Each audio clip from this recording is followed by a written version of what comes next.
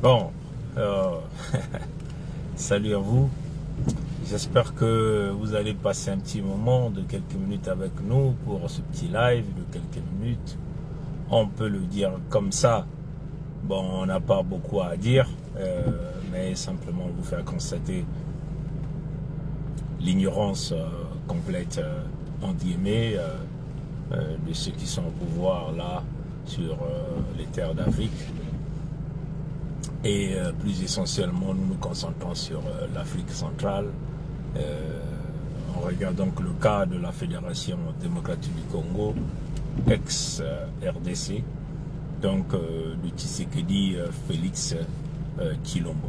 Bon, vous savez que Macron Emmanuel Jean-Michel Frédéric a organisé un sommet en France où il a intitulé Sommet de paix et de la prospérité des zones de Grand Lac. Et si vous voyez, la plupart des invités ne sont que quasiment des Africains. Bon, lui-même déjà, Macron Emmanuel Jean-Michel Frédéric, descendant askénaze, donc faux juif, et en difficulté en France. Donc, il tente donc d'occuper son temps à organiser des sommets, faire comme si il était en train de travailler dans le contexte même de l'intérêt entre guillemets des autres peuples, puisque son propre peuple ne veut plus de lui. Donc sa politique aujourd'hui n'est concentrée que sur l'extérieur. Vous le voyez, il est quasiment sur tous les sommets avec Trump, avec tous les autres à l'extérieur de la France, alors que la France a des grands problèmes, mais il est concentré sur les problèmes de l'Afrique. Bon, là encore, il faut le dire que des individus comme les Tshisekedi, c'est des gens qu'il ne faut même pas considérer. Vous allez nous excuser parce qu'il pleut un peu. Je vais essayer simplement de ramener ça à zéro. Voilà. Donc, des gens comme les Tshisekedi, c'est des gens qui nous foutent la honte, hein, c'est clair. Voilà pourquoi nous l'appelons le gros pour rien. En réalité, là, il n'y a rien. Il n'y a rien. Voilà un gaillard comme ça, comme on peut le dire dans notre langage courant, un rodoudou. Comme ça, il est gros, avec des joues, des grosses fesses, voilà, une grosse tête, quelqu'un qui n'a quasiment pas de cou, mais il passe tout son temps à se faire trimballer par-ci, par-là, et c'est vraiment triste, vous comprenez, c'est vraiment triste. De l'autre côté, c'est aussi, il faut le dire, que c'est un peuple qui n'a pas encore pris la conscience généralisée, parce que c'est du jamais vu comment un peuple qui n'arrive pas à se concentrer avec plein d'intellectuels et se faire malmener de cette façon, quand même que nous sommes en train de vous expliquer ça quasiment tous les jours, le salut des peuples noirs et surtout pas encore des peuples Congo ne viendra des Askénazes. Les Askénazes, c'est des usurpateurs de l'identité Congo, hein, c'est ça. Et tous ceux qui dirigent le palais d'Élysée ou tous ceux qui ont occupé le pouvoir sont tous descendants Askénazes. Donc ces gens ont une haine viscérale envers nous, les peuples Congo, envers nous, le peuple de Mfumunza Ambiampongo, le peuple authentique autochtone. Nous qui vivons là au centre névralgique de l'humanité que vous avez l'habitude d'appeler l'Afrique centrale. Vous comprenez? Donc, nos solutions dans nos problèmes ne peuvent jamais se traiter dans une capitale quelconque, dans les pays lécodermiques. Jamais. Hein? C'est à nous d'apporter les véritables solutions, mais pas en se collant au lécoderme, comprenez? En pensant que bon, pas en se fiant ou en donnant la confiance au lécoderme. Le lécoderme, c'est l'ennemi du peuple noir. Donc il ne faut jamais faire cette erreur d'analyse ni de jugement en ce qui concerne ces individus quand il s'agit des questions politiques, des questions de géostratégie, des questions de survie, des questions d'intérêt. Donc, voilà que ces sommets sont toujours organisés dans les capitales occidentales. On vous a déjà expliqué ce grand phénomène qui consiste à faire fonctionner l'économie occidentale en créant des sommets qui n'apportent aucune valeur ajoutée à la survie de nos peuples ou encore à notre avenir, à notre développement. tous ces sommets qu'on organise dans les capitales occidentales ont pour objectif financier essentiellement. Comment? C'est-à-dire qu'ils continuent de voler l'Afrique par plusieurs façons. S'imaginer que si Macron Emmanuel organise un sommet en France, comme déjà il venait d'organiser ce sommet entre guillemets de la paix et la prospérité dans les zones de Grand Lac à Hittlerville, donc la ville que vous avez l'habitude d'appeler Paris, combien de pays africains ont été invités? Combien de, je ne parlerai même pas des pays, combien de condominiums ont été invités? Vous voyez, nombreux. Et vous savez que la plupart de ces gens qui sont aux commandes du pouvoir se baladent avec toute une marmaille des conseillers. Donc c'est des avions quasiment bourrés.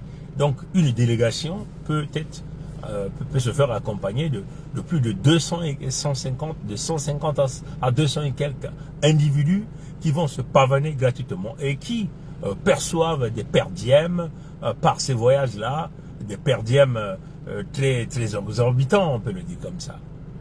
Vous comprenez? Et en plus, l'activité économique que ça va générer pendant tout le séjour de ce sommet. C'est-à-dire qu'ils ne vont pas aller dormir dehors, ils vont être casés dans les hôtels de luxe, hein, qui coûtent des centaines de milliers d'euros, et la plupart des temps, ils ont des tickets, donc une vie exponentielle. Donc, comme ce sont les fonds gouvernementaux, donc ces gens ont droit à des boissons qui coûtent excessivement cher, vous comprenez, dans ces hôtels-là. Donc, c'est ces endroits qu'on transforme de lieux de fête où on dépense beaucoup de capitaux, des fonds entre guillemets, des peuples authentiques autochtones, mais pour la survie de l'économie dans les capitales, les codernes. Comprenez? Donc, tout sommet que l'Occident organise a la première connotation, on peut simplement dire, une stimulation de l'activité économique et plus essentiellement le domaine touristique, le domaine hôtelier. Hein? Donc toutes ces délégations qui viennent occupent des chambres de luxe, consomment de la boisson, consomment de la nourriture, puisqu'ils sont aussi nombreux qui viennent avec parfois leur famille, hein? Ils ont des fonds, donc ils vont dans des gros magasins acheter des habits de luxe, des chaussures avec la peau du caïman, hein? Des costumes de marque, tout ça avec les fonds du... Donc pendant une petite période de sommet, hein, ça peut booster l'économie dans des pays écodermiques d'une drôle de manière. Vous ne pouvez pas s'imaginer. Donc, imaginez chaque délégation qui arrive avec 200 et quelques individus, 150 et quelques individus, ou 50 et quelques individus, combien ces gens-là vont pomper dans les activités hôtelières, dans la restauration, dans les bars, dans les boîtes de nuit, dans des magasins de luxe, ainsi de suite. C'est beaucoup d'argent. Maintenant, vous ajoutez à cela le nombre de pays africains ou des autres pays, la plupart du temps, hein, ils invitent des gens qui ont la facilité de voler les fonds de leur pays et de venir les dépenser dans leur pays. Et ça, c'est la première connotation de l'écoderme. Dites à ce l'écoderme, faites ce sommet-là en Afrique. Vous verrez qu'ils ne le feront pas. Deuxièmement, il faut encore regarder le côté moutonnier même, je le dis, hein, le côté moutonnier, hein, moutonnier entre guillemets, de ceux qui ont pris les commandes du pouvoir par le biais de la corruption, par le biais de parrainage à travers les loges diabolico-sataniques maçonniques, comprenez, qui sont des véritables moutons dans cette affaire-là. Vous croyez que un pervers narcissique comme Macron Emmanuel et Jean-Michel Frédéric, de son nom Askenaz, va organiser un sommet pour la paix des Africains, et cette paix-là va aboutir à quoi? Combien de fois l'affaire de la Fédération démocratique du Congo se retrouve dans les capitales occidentales? Depuis ce temps que Macron Emmanuel et Jean-Michel Frédéric au commande du pouvoir en France, qu'est-ce qu'il a déjà fait pour les peuples congolais? Souvenez-vous qu'il était déjà venu là même à Kinshasa. Quel est le changement depuis son arrivée? Et là encore, ce qui est grave, c'est que c'est Macron Emmanuel qui annonce l'ouverture de l'aéroport de Goma devant Tshisekedi. C'est grave. Comment un étranger qui décide de l'ouverture de l'aéroport de Goma? Mais pour quel but, pour quel objectif, puisque Goma aujourd'hui est entre les mains du M23. Goma est entre les mains de Nanga, de Kagame et tous les M23. Ouvrir cet aéroport signifie quoi? L'activité économique auprès des mercenaires. Ça signifie créer un pont aérien entre l'Occident global, et plus essentiellement dirigé par les Askénazes, avec Goma. C'est-à-dire que le ravitaillement en armes, le ravitaillement en munitions, ça signifie l'augmentation de l'intensité de frappe de l'ennemi auprès des citoyens authentiques autochtones, même contre même le gouvernement entre guillemets de Kinshasa. Donc ça signifie quoi? L'ouverture de l'aéroport de Goma va accélérer la chute même du pouvoir de Tshisekedi. Vous comprenez? Donc c'est Macron, Emmanuel et Jean-Michel Frédéric, donc un étranger qui annonce l'ouverture d'un aéroport dans le pays qui n'est pas le sien. Mais ça vous pousse à réfléchir. Hein? Et ça j'interpelle ici les frères et sœurs de la Fédération démocratique du Congo. C'est inacceptable. C'est inacceptable. Hein? Et comme nous sommes ici dans le contexte de la vérité, je vais donc vous faire jouer un petit extrait de cette communication. Hein? Dans les prochaines semaines, à la réouverture de l'aéroport de Goma pour des vols humanitaires de jour. Voilà, donc il vous dit dans une semaine. Et dans les prochaines semaines, à la réouverture de l'aéroport de Goma pour des vols humanitaires de jour.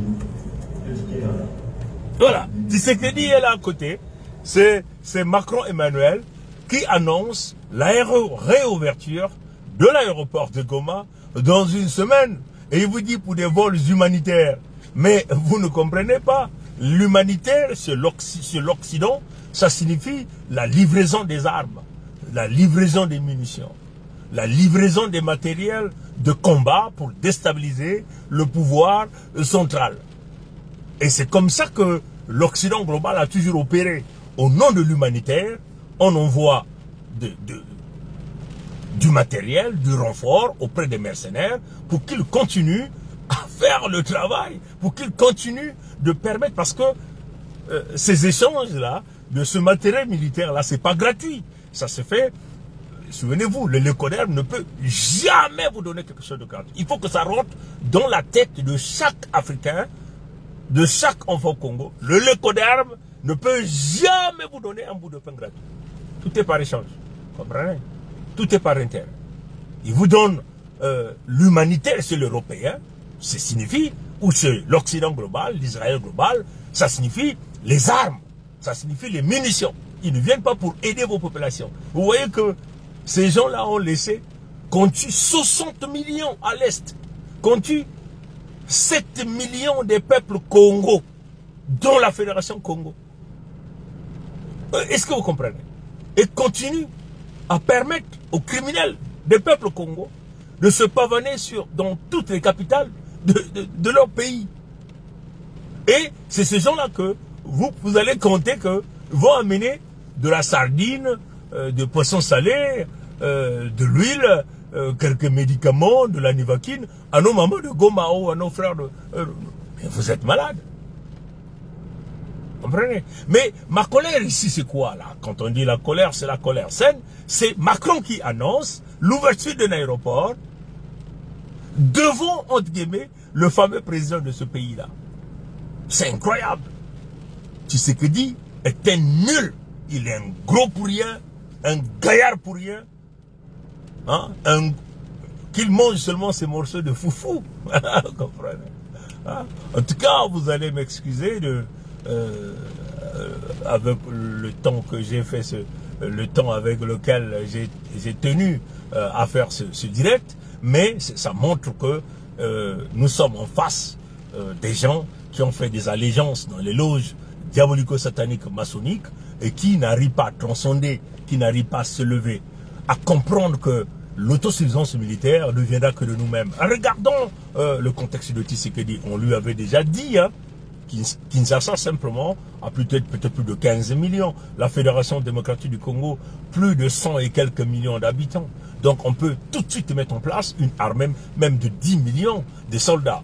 avec une armée de 10 millions de soldats, avec la puissance économique et minière que nous avons, nous sommes capables de rapidement de doter les forces armées de la Fédération démocratique du Congo, sans pourtant utiliser le partenariat actuel, parce que le partenariat actuel est essentiellement sous le parrainage du pays de Michael Jackson, donc de l'Occident global. Or, ce partenariat, c'est le partenariat qui tue, c'est le partenariat qui vole, c'est le partenariat qui détruit, c'est le partenariat qui ne voudra jamais que l'épanouissement réel des populations puisse arriver. Donc il faut changer de partenariat. Il faut être pragmatique, comme nous avons l'habitude de le dire. Le côté pragmatique, c'est de se tourner vers l'Asie, la Chine, la Corée du Nord, avec les armes les plus absolues. Je dis bien les armes les plus absolues. Nous n'avons pas besoin d'aller demander une quelconque permission à qui que ce soit. Surtout pas encore à un lécoderme. Que non, nous avons besoin des armes. Parce que le partenariat avec le pays de Michael Jackson nous a tourné au rond-point, n'a rien apporté.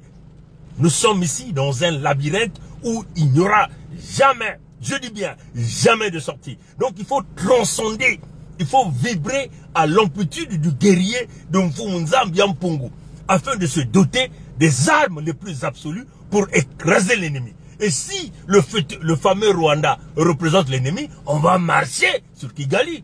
On va aller détruire le Rwanda à Kigali. On ne peut pas accepter que un gros téléphone de la Fédération démocratique du Congo puisse continuer de se faire manipuler par un Kagame à travers son agent Tshisekedi ou à travers son agent Ngweso Mathurin Albert alias Sassou Nguesso Deni. C'est inimaginable. Comprenez? Nous avons donné de l'intelligence à Tshisekedi de mettre en place une armée de 10 millions de soldats, mais il s'est arrêté à quelques jeunes Koulouna qu'il a envoyé à des petites formations d'aller cultiver le maïs et de fabriquer le foufou. Comme c'est un mangeur de foufou, il a préféré donc la culture de maïs et la fabrication du foufou, au lieu de mettre en place une véritable armée avec les armes les plus absolues, et puis évoluer dans le contexte de l'autosuffisance militaire, parce qu'il y a beaucoup de savants, beaucoup des intellectuels de la Fédération démocratique du Congo. Nous pouvons mettre en place là des usines, des fabrications des armes avec nos propres ingénieurs et des projets que nous pouvons nous-mêmes tenir. Vous comprenez? Moi qui vous parle, je suis un ingénieur de formation dans le pays de Codermic, donc un ingénieur professionnel, vous comprenez? Donc ça, c'est des choses qu'on peut rapidement mettre en place et rapidement, je dis bien, arriver à l'autosuffisance militaire, fabriquer des projectiles qui peuvent atteindre 25 000 km de rayon et donc faire peur à l'Occident global. Et voilà des gens qui sont là assis sur une table et que c'est Macron qui humilie encore ce type-là, gros pour rien, avec une grosse tête, des gros joues, comprenez, des grosses fesses, avec une poitrine bombée, une grosse tête, un gros front. Pour lui dire, c'est Macron qui va annoncer, qui annonce l'ouverture de l'aéroport de Goma pour permettre, soi-disant, aux activités, entre guillemets, humanitaires, alors que nous savons que les activités humanitaires sont là pour apporter des armes et donner des moyens ultimes à l'ennemi afin que l'ennemi continue de nous piétiner. Mais Macron, Emmanuel, Jean-Michel Frédéric, et toutefois dans la continuité de Guterres, Anthony Guterres, qui avait déjà dit que le M23 était hyper armé, que les forces onusiennes comptent déjà. Le secrétaire général de cette organisation que nous, Congo, nous appelons Organisation des Unis, vient nous dire que les forces rebelles sont plus armées que les forces de la paix des Nations Unies. Mais ça, déjà, si nous, Congo, on était au contrôle de nos terres, on sortait de cette organisation, comme déjà l'Indonésie l'avait déjà fait au temps de Sukarno. Parce que l'Indonésie, au temps de Sukarno, avait compris que cette organisation n'était qu'une machine à manipulation et à destruction. Et donc l'ONU était là pour accompagner le massacre de nos peuples. Voilà pourquoi tous les rapports mapping qui ont été rédigés sur les criminels, les faux juifs comme les Gatner, comprenez, tous ces rapports sont dans les tiroirs. Et ces rapports-là n'ont jamais été publiés. Tous ces rapports sont connus, mais on a préféré fermer la bouche, comprenez. Et donc, nous le disons d'une manière claire, quand Guterres l'organisation qui reçoit des frais statutaires annuels, parfois même mensuels, de plus de 180 et quelques pays, et que un pourcentage de ces fonds sont financés, un pourcentage de ces fonds part dans le financement même de ces forces des casques bleus, entre guillemets de maintien de la paix, et qui vient nous flaquer ça en face pour nous dire qu'il ne peut pas nous protéger, c'est à nous de nous protéger, c'est clair. Donc c'est à nous d'acheter les armes les plus absolues, mais nous ne sommes pas là obligés d'aller à des conférences, à des sommets organisés par des lécodards pour continuer de faire évoluer, pomper notre argent dans leur économie et à la fin nous tirer en bourrique et à la fin nous détruire. Non, c'est inacceptable. C'est une honte pour Tshisekedi. Voilà pourquoi je le dis, je confirme, Tshisekedi, Félix Tshilombo, un gros pour rien, un gaillard pour rien, un cerveau de moineau qui n'a toujours pas compris parce qu'il est attaché à la loge diabolico-satanique maçonnique par le biais de Ngwebso Mathurin Albert, alias Sassou Nguesso Denis, le génocidaire des peuples Congo, que d'ailleurs que nous allons mettre notre main sur lui d'ici peu. L'Occident global n'aura pas de choix, c'est de nous livrer votre Sassou et nous le buterons nous-mêmes d'une drôle de manière. Et vous le verrez, ça sera filmé. Question de vous montrer la grandeur et la puissance des peuples Congo, parce que l'Occident global, Israël global, l'Amérique globale n'aura pas de choix. C'est de tenter de toujours venir commander les richesses auprès des peuples authentiques autochtones, le peuple du Créateur vivant premier, Mfumunza Ambiam Pungu, qui vit au centre névralgique de l'humanité, les terres sacrées Congo. À bon entendeur, salut.